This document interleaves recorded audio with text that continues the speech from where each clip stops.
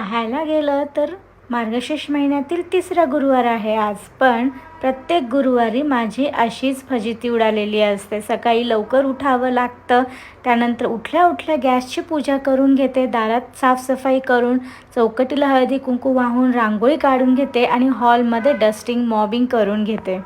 Office day असल्यामुळे प्रिन्सला ऑफिसला जावं लागतं आणि मला त्याचा टिफिनसुद्धा रेडी करावा लागतो. म्हणून स्वयंपाकघरात माझी फार धांदळ उडालेली असते. पोळी, भाजी, वरण, भात सगळं मी पटपट उरकून घेते, कारण की ते उरकल्यानंतर मला पूजेला लागायला येतं. मग पूजेची सगळी तयारी करून घेते मी आणि मस्त छानपैकी पूजा मांडून, कहाणी वाचून, नैवेद्य दाखवून, आरती करून पूर्ण घरभर मी धूप आणि आरती फिरवते. असं छान माझा दिवस जातो गुरुवारचा. हे दिसायला जरी मी एका मिनिटात तुम्हाला दाखवलं असेल तरी या मागची मेहनत खूप सारी आहे. हे सगळं करून मला माझ्या कामाचं सुद्धा